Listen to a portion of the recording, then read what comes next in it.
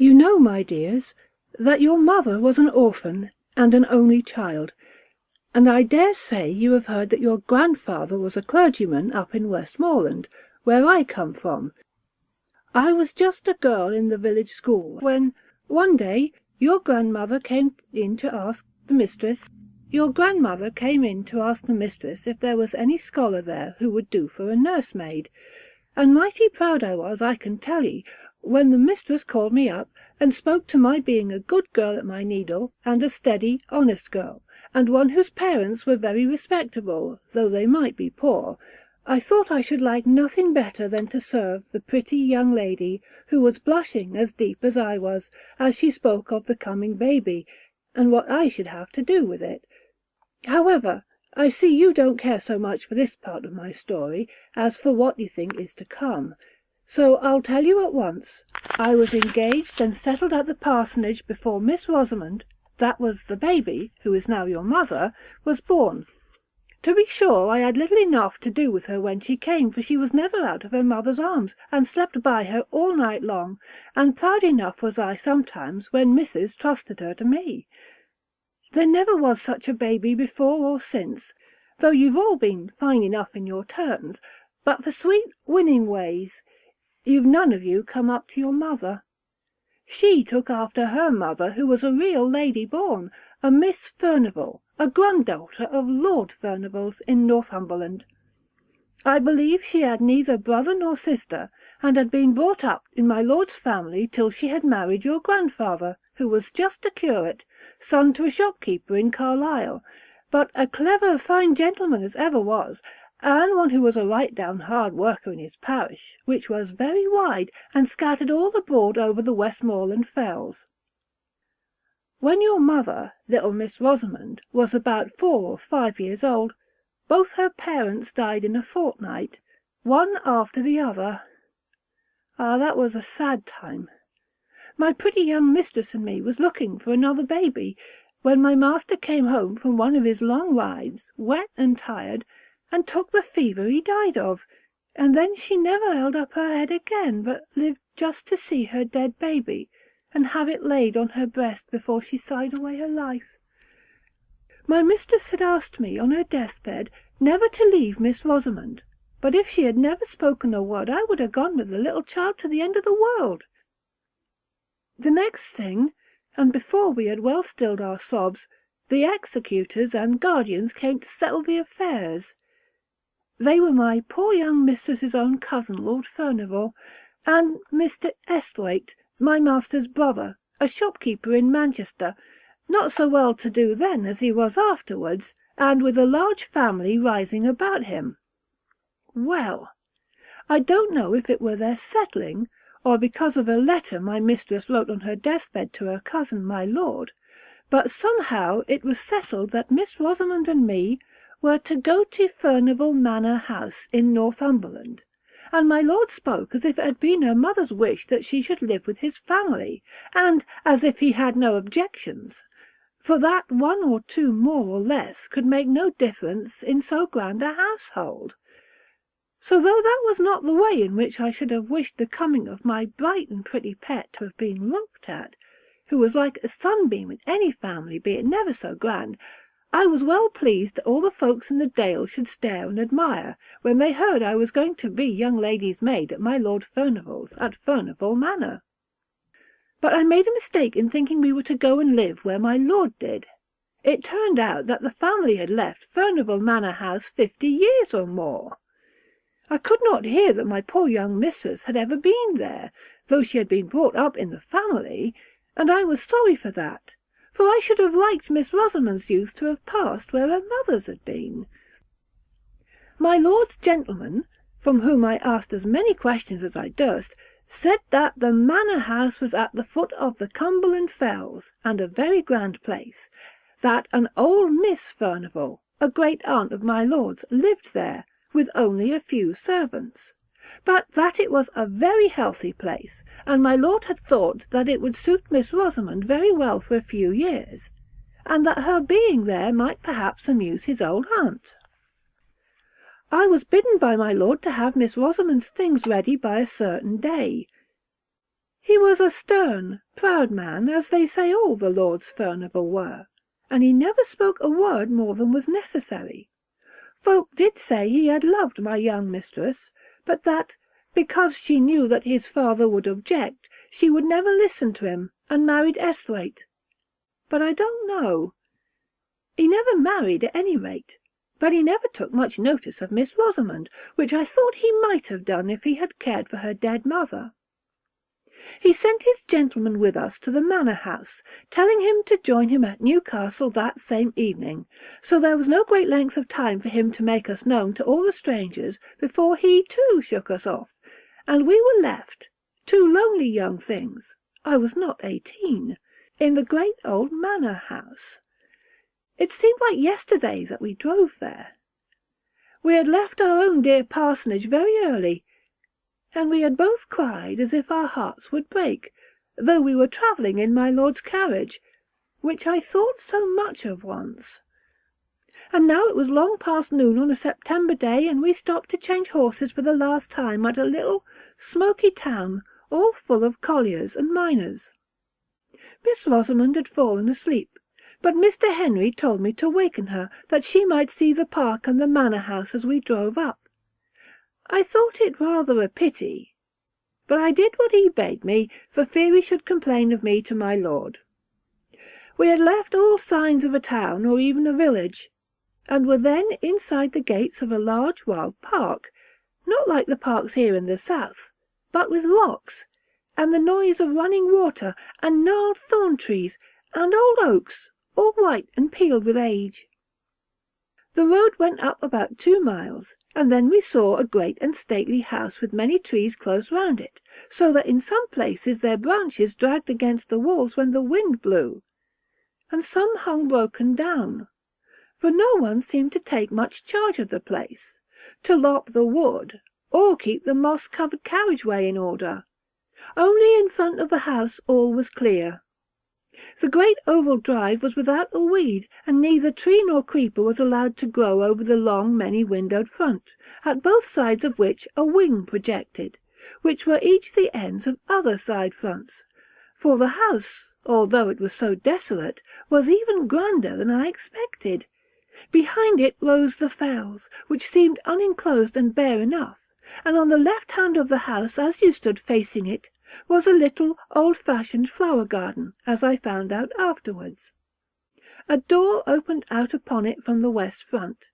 It had been scooped out of the thick dark woods for some old lady Furnival, but the branches of the great forest trees had grown and overshadowed it again, and there were very few flowers that would live there at that time. When we drove up to the great front entrance and went into the hall, I thought we should be lost, it was so large and vast and grand. There was a chandelier all of bronze hung down from the middle of the ceiling, and I had never seen one before, and looked at it all in amaze.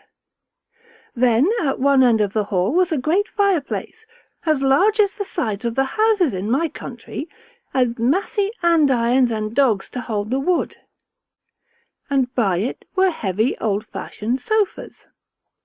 At the opposite end of the hall, to the left as you went in, on the western side, was an organ built into the wall, and so large that it filled up the best part of that end. Beyond it, on the same side, was a door, and opposite, on each side of the fireplace, were also doors leading to the east front. But those I never went through as long as I stayed in the house, so I can't tell you what lay beyond. The afternoon was closing in, and the hall, which had no fire lighted in it, looked dark and gloomy, but we did not stay there a moment. The old servant who had opened the door for us bowed to Mr. Henry, and took us in through the door at the further side of the great organ, and led us through several smaller halls and passages into the west drawing-room, where he said that Miss Furnival was sitting. Poor little Miss Rosamond held very tight to me, as if she were scared and lost in that great place, and as for myself, I was not much better. The west drawing-room was very cheerful-looking, with a warm fire in it, and plenty of good, comfortable furniture about. Miss Furnival was an old lady, not far from 80, I should think, but I do not know. She was thin and tall, and had a face as full of fine wrinkles as if they had been drawn all over it with a needle's point. Her eyes were very watchful to make up, I suppose, for her being so deaf as to be obliged to use a trumpet. Sitting with her, working at the same great piece of tapestry, was Mrs. Stark, her maid and companion, and almost as old as she was. She had lived with Miss Furnival ever since they both were young, and now she seemed more like a friend than a servant. She looked so cold and grey and stony, as if she had never loved or cared for anyone, and I don't suppose she did care for anyone except her mistress, and, owing to the great deafness of the latter, Mrs. Stark treated her very much as if she were a child. Mr. Henry gave some message from my lord, and then he bowed good-bye to us all, taking no notice of my sweet little Miss Rosamond's outstretched hand, and left us standing there, being looked at by the two old ladies through their spectacles. I was right glad when they rung for the old footman who had shown us in at first, and told him to take us to our rooms. So we went out of that great drawing-room and into another sitting-room, and out of that, and then up a great flight of stairs, and along a broad gallery, which was something like a library, having books all down one side, and windows and writing-tables all down the other, till we came to our rooms, which I was not sorry to hear were just over the kitchens, for I began to think I should be lost in that wilderness of a house. There was an old nursery that had been used for all the little lords and ladies long ago, with a pleasant fire burning in the grate, and the kettle boiling on the hob, and tea-things spread out on the table, and out of that room was the night nursery, with a little crib for Miss Rosamond close to my bed. And old James called up Dorothy his wife to bid us welcome, and both he and she were so hospitable and kind that by and by Miss Rosamond and me felt quite at home, and by the time tea was over she was sitting on Dorothy's knee, and chattering away as fast as her little tongue could go. I soon found out that Dorothy was from Westmoreland, and that bound her and me together, as it were, and I would never wish to meet with kinder people than were old James and his wife. James had lived pretty nearly all his life in my lord's family, and thought there was no one so grand as they. He even looked down a little on his wife, because, till he had married her, she had never lived in any but a farmer's household, but he was very fond of her, as well he might be. They had one servant under them to do all the rough work.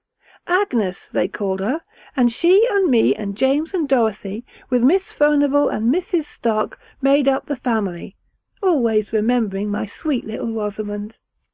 I used to wonder what they had done before she came, they thought so much of her now. Kitchen and drawing-room, it was all the same. The hard, sad Miss Furnival and the cold Mrs. Stark looked pleased when she came fluttering in like a bird, playing and pranking hither and thither, with a continual murmur and pretty prattle of gladness.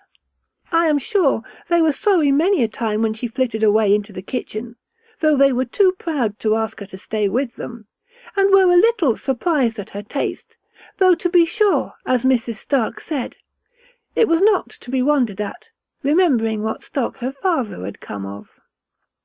The great old crumbling house was a famous place for little Miss Rosamond. She made expeditions all over it with me at her heels, all except the east wing, which was never opened, and whither we never thought of going. But in the western and northern part was many a pleasant room, full of things that were curiosities to us, though they might not have been to people who had seen more. The windows were darkened by the sweeping boughs of the trees, and the ivy which had overgrown them, but in that green gloom we could manage to see old china jars and carved ivory boxes, and great heavy books, and above all the old pictures. Once, I remember, my darling would have Dorothy go with us all to tell us who they all were, for they were all portraits of some of my lord's family, though Dorothy could not tell us the names of every one. We had gone through most of the rooms when we came to the old state drawing-room over the hall, and there was a picture of Miss Furnival, or, as she was called in those days, Miss Grace, for she was the younger sister. Such a beauty she must have been, but with such a set, proud look, and such scorn looking out of her handsome eyes, with her eyebrows just a little raised, as if she wondered how anyone could have the impertinence to look at her, and her lip curled at us as we stood there gazing. She had a dress on the like of which I had never seen before, but it was all the fashion when she was young. A hat of some soft white stuff like beaver, pulled a little over her brows, and a beautiful plume of feathers sweeping round it on one side, and a gown of blue satin was open in front to a quilted white stomacher. "Well, to be sure," said I, when I had gazed my fill.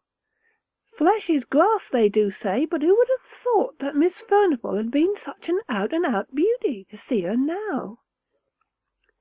"Yes," said Dorothy, "folks change sadly, but if what my master's father used to say was true, Miss Furnival, the elder sister, was handsomer than Miss Grace. Her picture is here somewhere, but if I show it you, you must never let on, even to James, that you have seen it."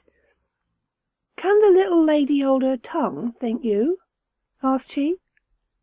I was not so sure, for she was such a little, sweet, bold, open-spoken child, so I set her to hide herself, and then I helped Dorothy to turn a great picture that leaned with its face towards the wall, and was not hung up as the others were. To be sure it beat Miss Grace for beauty, and I think for scornful pride too, though in that matter it might be hard to choose. I could have looked at it an hour, but Dorothy seemed half frightened at having shown it to me, and hurried it back again, and bade me run and find Miss Rosamond, for that there were some ugly places about the house where she should like ill for the child to go. I was a brave, high-spirited girl, and thought little of what the old woman said, for I liked hide-and-seek as well as any child in the parish, so off I ran to find my little one. As winter drew on, and the days grew shorter, I was sometimes almost certain that I heard a noise, as if someone was playing on the great organ in the hall. I did not hear it every evening, but certainly I did very often, usually when I was sitting with Miss Rosamond, after I had put her to bed, and keeping quite still and silent in the bedroom. Then I used to hear it booming and swelling away in the distance. The first night when I went down to my supper I asked Dorothy who had been playing music, and James said very shortly that I was a gowk to take the wind soughing among the trees for music, but I saw Dorothy look at him very fearfully, and Agnes, the kitchen maid, said something beneath her breath and went quite white. I saw they did not like my question, so I held my peace till I was with Dorothy alone, when I knew I could get a good deal out of her. So the next day I watched my time, and I coaxed and asked her who it was that played the organ, for I knew that it was the organ and not the wind well enough, for all I had kept silence before James.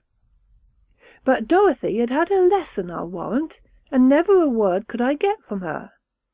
So then I tried Agnes, though I had always held my head rather above her, as I was even to James and Dorothy, and she was little better than their servant.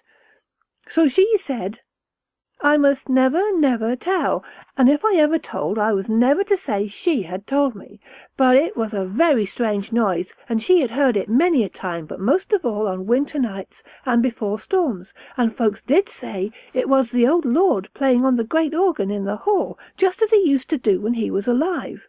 But who the old lord was, or why he played, and why he played on stormy winter evenings in particular, she either could not or would not tell me. Well, I told you I had a brave heart, and I thought it was rather pleasant to have that grand music rolling about the house, let who would be the player. For now it rose above the great gusts of wind, and wailed and triumphed just like a living creature, and then it fell to a softness most complete. Only it was always music and tunes, so it was nonsense to call it the wind. I thought at first that it might be Miss Furnival who played, unknown to Agnes, but one day when I was in the hall by myself I opened the organ and peeped all about and around it, as I had done to the organ in Crosthwaite Church once before, and I saw it was all broken and destroyed inside, though it looked so brave and fine, and then, though it was noonday, my flesh began to creep a little, and I shut it up and ran away pretty quickly to my own bright nursery. And I did not like hearing the music for some time after that, any more than James and Dorothy did. All this time Miss Rosamond was making herself more and more beloved. The old ladies liked her to dine with them at their early dinner. James stood behind Miss Furnival's chair, and I behind Miss Rosamond's, all in state, and after dinner she would play about in a corner of the great drawing-room, as still as any mouse, while Miss Furnival slept and I had my dinner in the kitchen. But she was glad enough to come to me in the nursery afterwards, for, as she said, Miss Furnival was so sad, and Mrs. Stark so dull, but she and I were merry enough, and by I got not to care for that weird rolling music, which did no one no harm, if we did not know where it came from. The winter was very cold. In the middle of October the frosts began, and lasted many, many weeks. I remember one day at dinner, Miss Furnival lifted up her sad, heavy eyes and said to Mrs. Stark, "I am afraid we shall have a terrible winter," in a strange kind of meaning way. But Mrs. Stark pretended not to hear, and talked very loud of something else. My little lady and I did not care for the frost, not we. As long as it was dry we climbed up the steep brows behind the house and went up on the fells, which were bleak and bare enough, and there we ran races in the fresh sharp air, and once we came down by a new path that took us past the 2 old gnarled holly trees which grew about half-way down by the east side of the house. But the days grew shorter and shorter, and the old lord, if it was he, played away more, and more stormily and sadly on the great organ. One Sunday afternoon, it must have been towards the end of November, I asked Dorothy to take charge of little Missy when she came out of the drawing-room, after Miss Furnival had had her nap, for it was too cold to take her with me to church, and yet I wanted to go. And Dorothy was glad enough to promise, and was so fond of the child that all seemed well, and Agnes and I set off very briskly, though the sky hung heavy and black over the white earth, as if the night had never fully gone away, and the air, though still, was very biting and keen. "We shall have a fall of snow," said Agnes to me, and sure enough, even while we were in church it came down thick in great large flakes, so thick it almost darkened the windows. It had stopped snowing before we came out, but it lay soft, thick and deep beneath our feet as we tramped home. Before we got to the hall the moon rose, and I think it was lighter then, what with the moon and what with the white dazzling snow, than it had been when we went to church between 2 and 3 o'clock. I have not told you that Miss Furnival and Mrs. Stark never went to church. They used to read the prayers together in their quiet, gloomy way. They seemed to feel the Sunday very long without their tapestry work to be busy at. So when I went to Dorothy in the kitchen to fetch Miss Rosamond and take her upstairs with me, I did not much wonder when the old woman told me that the ladies had kept the child with them, and that she had never come to the kitchen, as I had bidden her, when she was tired of behaving pretty in the drawing-room. So I took off my things and went to find her and bring her to her supper in the nursery. But when I went into the best drawing-room, there sate the 2 old ladies, very still and quiet, dropping out a word now and then, but looking as if nothing so bright and merry as Miss Rosamond had ever been near them. Still, I thought she might be hiding from me. It was one of her pretty ways, and that she had persuaded them to look as if they knew nothing about her, so I went softly peeping under this sofa and behind that chair, making believe I was sadly frightened at not finding her. "What's the matter, Hester?" said Mrs. Stark sharply. I don't know if Miss Furnival had seen me, for as I told you she was very deaf, and she sat quite still, idly staring into the fire with her hopeless face. "I'm only looking for my little Rosy-Posy," replied I, still thinking that the child was there, and near me, though I could not see her. "Miss Rosamond is not here," said Mrs. Stark. "She went away more than an hour ago to find Dorothy." And she too turned and went on looking into the fire. My heart sank at this, and I began to wish I had never left my darling. I went back to Dorothy and told her. James was gone out for the day, but she and me and Agnes took lights and went up into the nursery first, and then we roamed over the great large house, calling and entreating Miss Rosamond to come out of her hiding-place, and not frighten us to death in that way. But there was no answer, no sound. "Oh," said I at last, "can she have got into the east wing and hidden there?" But Dorothy said it was not possible, for that she herself had never been in there, that the doors were always locked, and my lord's steward had the keys, she believed at any rate. Neither she nor James had ever seen them. So I said I would go back and see if after all she was not hidden in the drawing-room unknown to the old ladies. And if I found her there, I said, I would whip her well for the fright she had given me. But I never meant to do it. Well, I went back to the west drawing-room, and I told Mrs. Stark we could not find her anywhere, and asked for leave to look all about the furniture there, for I thought now that she might have fallen asleep in some warm, hidden corner. But no. We looked. Miss Furnival got up and looked, trembling all over, and she was nowhere there. Then we set off again, every one in the house, and looked in all the places we had searched before, but we could not find her. Miss Furnival shivered and shook so much that Mrs. Stark took her back into the warm drawing-room, but not before they had made me promise to bring her to them when she was found. Well-a-day! I began to think she never would be found, when I bethought me to look out into the great front court, all covered with snow. I was upstairs when I looked out, but it was such dear moonlight I could see quite plain 2 little footprints, which might be traced from the hall door, and round the corner of the east wing. I don't know how I got down, but I tugged open the great stiff hall door, and throwing the skirt of my gown overhead for a cloak, I ran out. I turned the east corner, and there a black shadow fell upon the snow. But when I came again into the moonlight, there were the little footmarks going up to the fells. It was bitter cold, so cold that the air almost took the skin off my face as I ran, but I ran on, crying to think how my poor little darling must be perished, and frightened. I was within sight of the holly trees when I saw a shepherd coming down the hill, bearing something in his arms wrapped in his maud. He shouted to me, and asked me if I had lost a bairn, and when I could not speak for crying, he bore towards me, and I saw my wee bairnie lying still, and white and stiff in his arms as if she had been dead.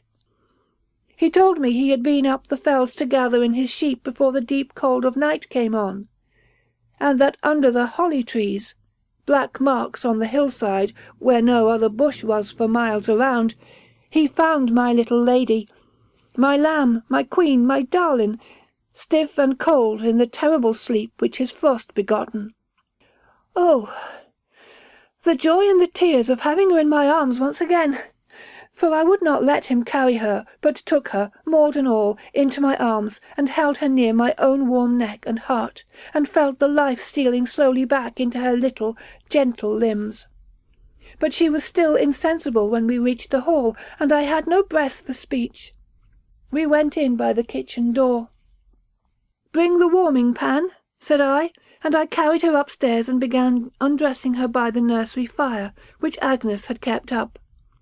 I called my little lammie all the sweet and playful names I could think of, even while my eyes were blinded by my tears, and at length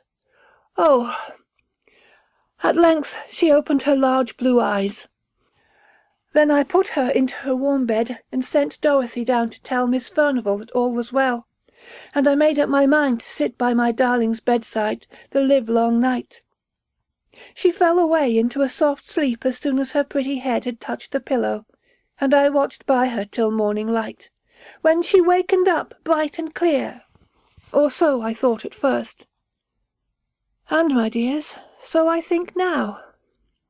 She said that she had fancied that she should like to go to Dorothy, for that both the old ladies were asleep, and it was very dull in the drawing-room, and that, as she was going through the west lobby, she saw the snow through the high window falling soft and steady, but she wanted to see it lying pretty and white on the ground, so she made her way into the great hall, and then, going to the window, she saw it bright and soft upon the drive. But while she stood there, she saw a little girl, not as old as she was, but so pretty, said my darling. And this little girl beckoned to me to come out, and oh, she was so pretty and so sweet, I could not choose but go. And then this other little girl had taken her by the hand, and side by side the two had gone round the east corner. "Now you are a naughty little girl, and telling stories," said I. "What would your good mamma, that is in heaven, and never told a story in her life, say to her little Rosamond if she heard her? And I dare say she does. Telling stories." "Indeed, Hester," sobbed out my child, "I'm telling you true. Indeed I am." "Don't tell me," said I, very stern. "I tracked you by your footmarks through the snow. There were only yours to be seen, and if you had had a little girl to go hand in hand with you up the hill, don't you think the footprints would have gone along with yours?" "I can't help it, dear, dear Hester," said she, crying. "If they did not, I never looked at her feet, but she held my hand fast and tight in her little one, and it was very, very cold.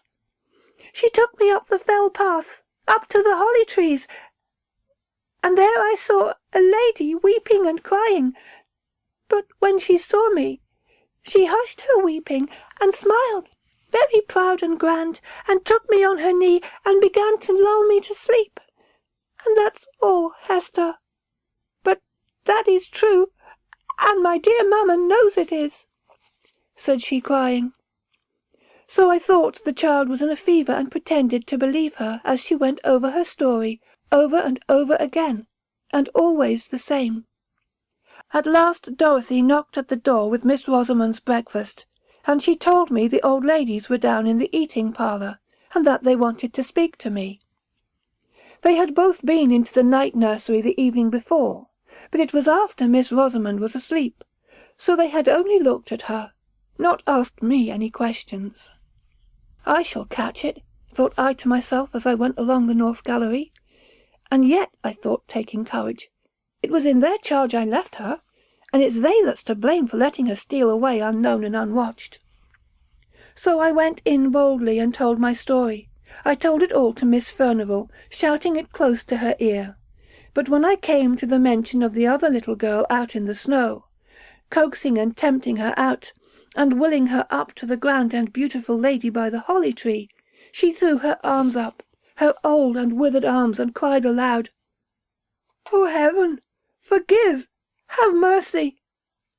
Mrs. Stark took hold of her, roughly enough, I thought, but she was past Mrs. Stark's management, and spoke to me, in a kind of wild warning and authority.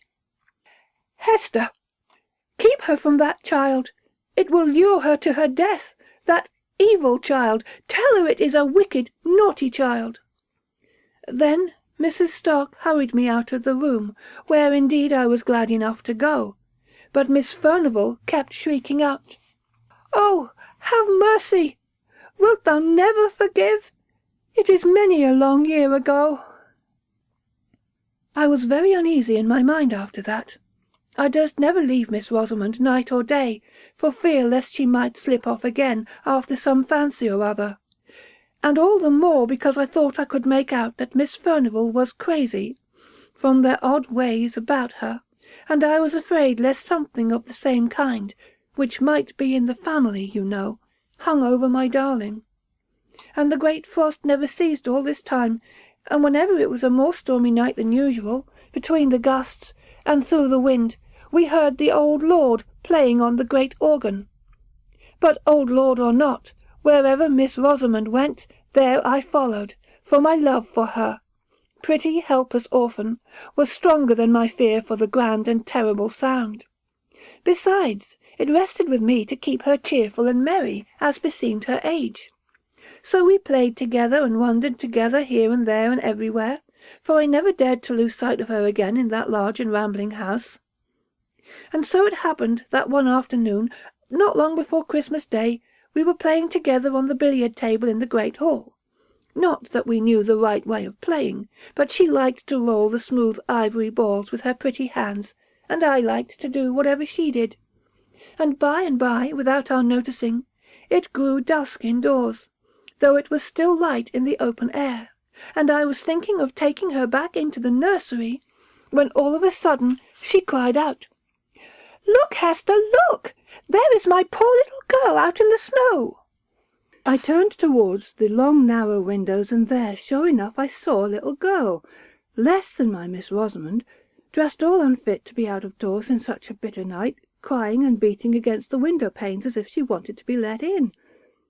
She seemed to sob and wail, till Miss Rosamond could bear it no longer and was flying to the door to open it, when, all of a sudden and close upon us, the great organ pealed out so loud and thundering it fairly made me tremble, and all the more when I remembered me that, even in the stillness of that dead cold winter, I had heard no sound of little battering hands upon the window glass, although the phantom child had seemed to put forth all its force, and although I had seen it wail and cry, no faintest touch of sound had fallen upon my ears. Whether I remembered all this the very moment, I do not know. The great organ sound had so stunned me into terror, but this I know. I caught up Miss Rosamond before she got the hall door opened, and clutched her, and carried her away, kicking and screaming, into the large bright kitchen, where Dorothy and Agnes were busy with their mince pies. "What is the matter with my sweet one?" cried Dorothy, as I bore in Miss Rosamond, who was sobbing as if her heart would break. "She won't let me open the door for my little girl to come in, and she'll die if she's out on the fells all night. Cruel, naughty Hester," she said, slapping me, but she might have struck harder, for I had seen a look of ghastly terror on Dorothy's face, which made my very blood run cold. "Shut back the kitchen door fast, and bolt it well," said she to Agnes. She said no more. She gave me raisins and almonds to quiet Miss Rosamond, but she sobbed about the little girl in the snow, and would not touch any of the good things. I was thankful when she cried herself to sleep in bed. Then I stole down to the kitchen, and told Dorothy I had made up my mind that I would carry my darling back to my father's house in Applethwaite, where if we lived humbly, we lived at peace.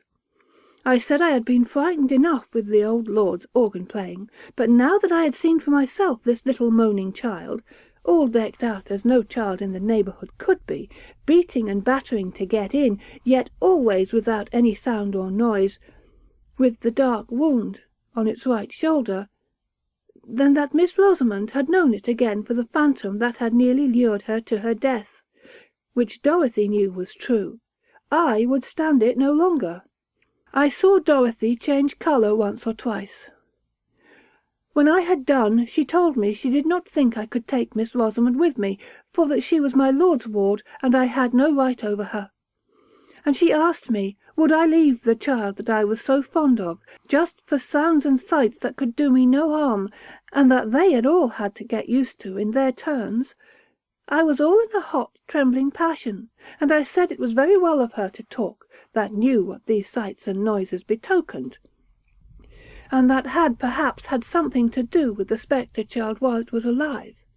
And I taunted her so, that she told me all she knew, at last, and then I wished I had never been told, for it only made me more afraid than ever.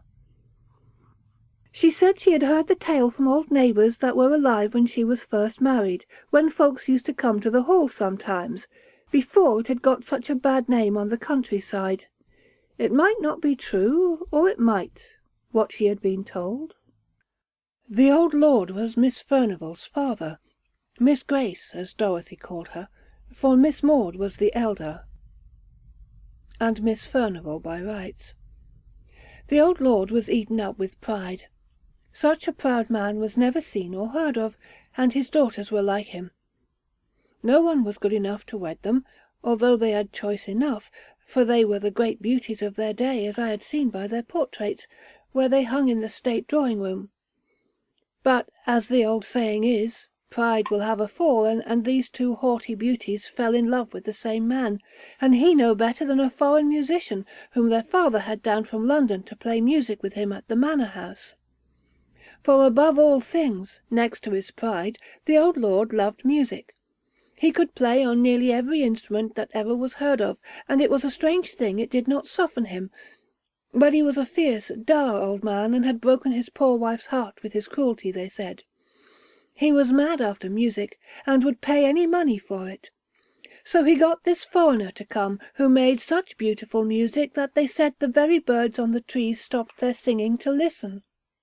And by degrees this foreign gentleman got such a hold over the old lord that nothing would serve him but that he must come every year, and it was he that had the great organ brought from Holland and built up in the hall where it stood now.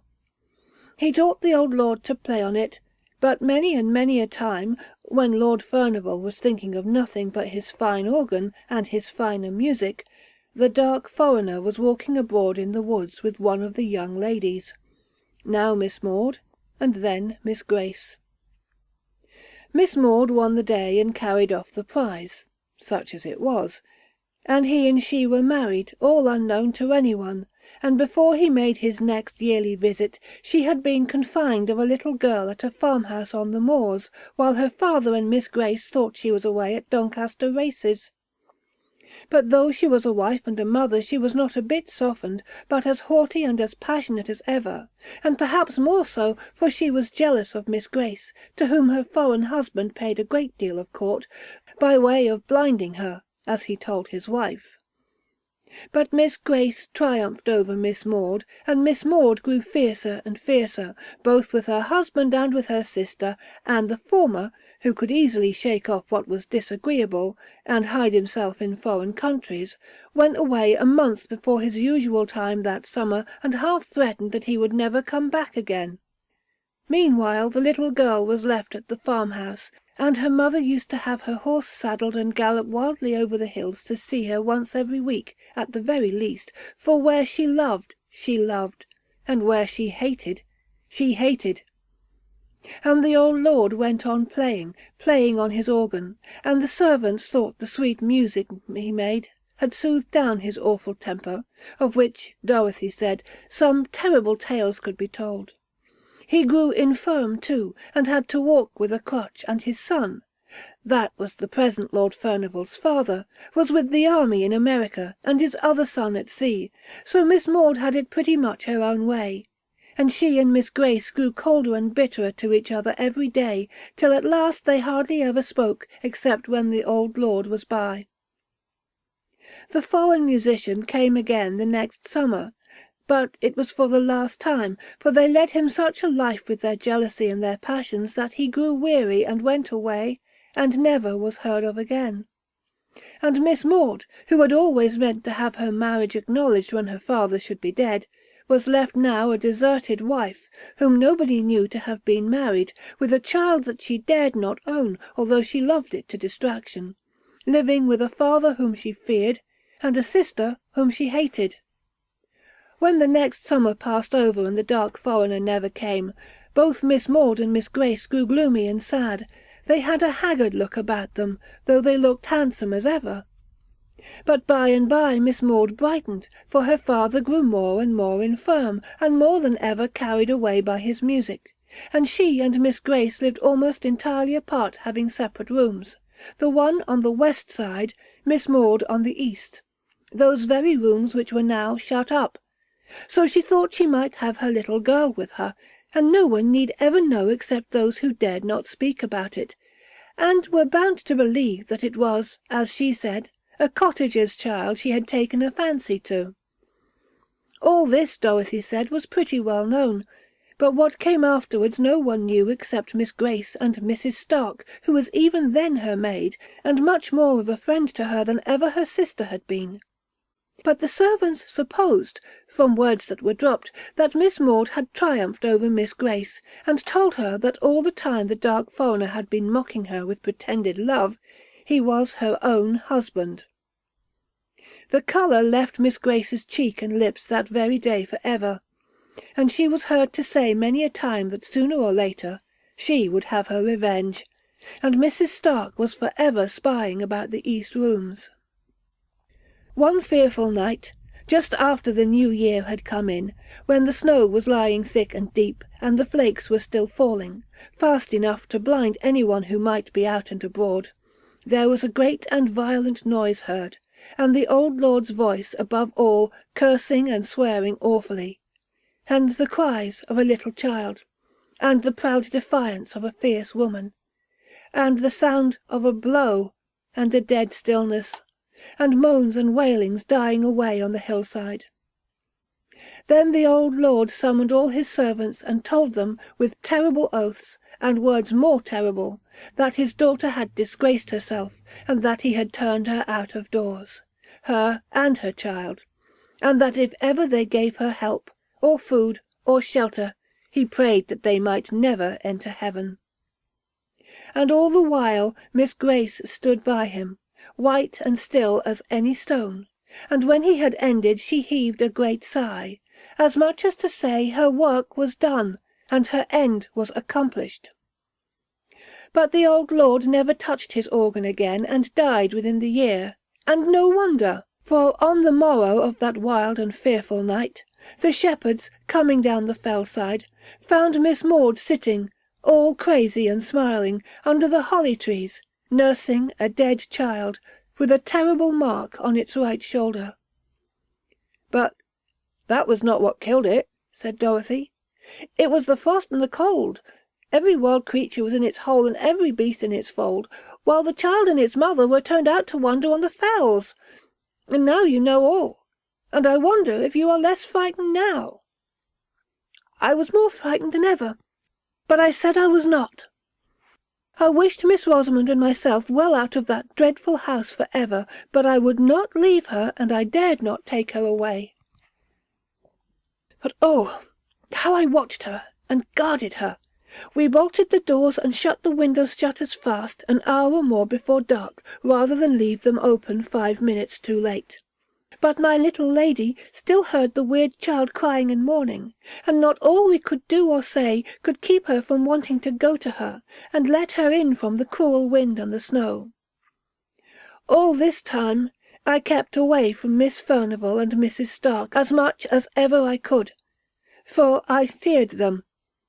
I knew no good could be about them, with their grey hard faces and their dreamy eyes, looking back into the ghastly years that were gone. But even in my fear, I had a kind of pity, for Miss Furnival at least. Those gone down to the pit can hardly have a more hopeless look than that which was ever on her face.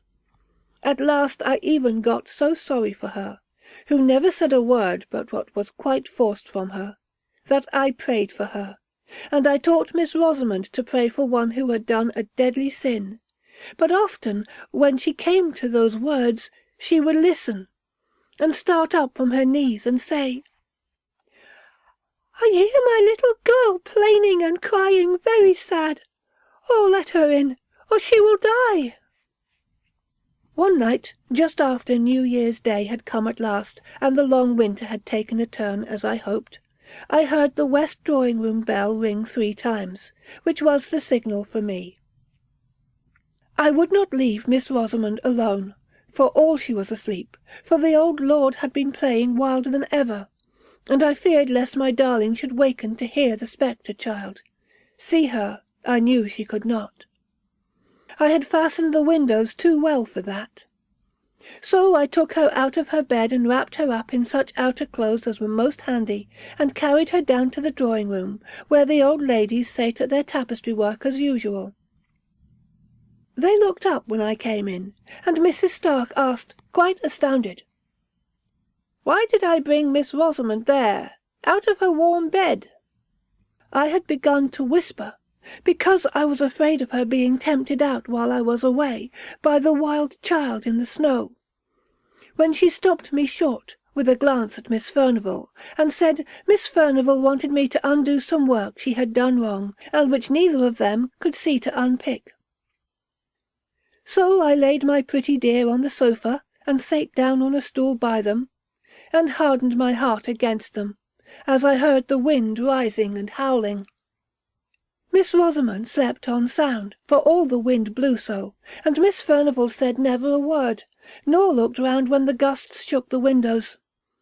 All at once she started up to her full height, and put up one hand, as if to bid us listen. "I hear voices," said she. I hear terrible screams. I hear my father's voice." Just at that moment my darling wakened with a sudden start.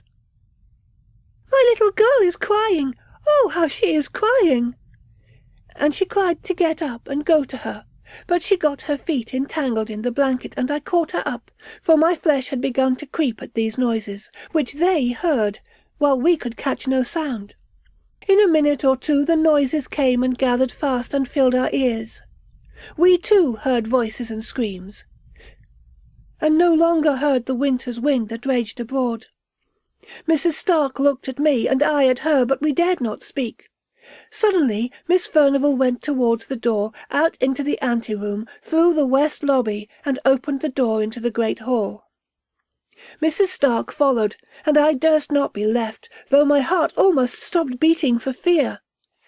I wrapped my darling tightly in my arms, and went out with them. In the hall the screams were louder than ever. They sounded to come from the east wing, nearer and nearer, close on the other side of the locked-up doors, close behind them. Then I noticed that the great bronze chandelier seemed all alight, though the hall was dim, and that a fire was blazing in the vast hearth-place, though it gave no heat. And I shuddered up with terror, and folded my darling close to me. But as I did so, the east door shook, and she, suddenly struggling to get free from me, cried, "Hester, I must go! My little girl is there! I hear her! She is coming! Hester, I must go!" I held her tight with all my strength. With a set will I held her. If I had died, my hands would have grasped her still, I was so resolved in my mind. Miss Furnival stood listening, and paid no regard to my darling, who had got down to the ground, and whom I, upon my knees now, was holding with both my arms clasped around her neck, she still striving and crying to get free. All at once the east door gave way with a thundering crash, as if torn open in a violent passion, and there came into that broad and mysterious light the figure of a tall, old man with grey hair and gleaming eyes. He drove before him, with many a relentless gesture of abhorrence, a stern and beautiful woman, with a little child clinging to her dress. "Oh, Hester, Hester!" cried Miss Rosamond. "It's the lady below the holly-trees, and my little girl is with her. Hester, Hester, let me go to her. They are drawing me to them. I feel them. I must go." Again she was almost convulsed by her efforts to get away, but I held her tighter and tighter till I feared I should do her a hurt, but rather that than let her go towards those terrible phantoms. They passed along towards the great hall door, where the winds howled and ravened for their prey, but before they reached that, the lady turned, and I could see that she defied the old man with a fierce and proud defiance.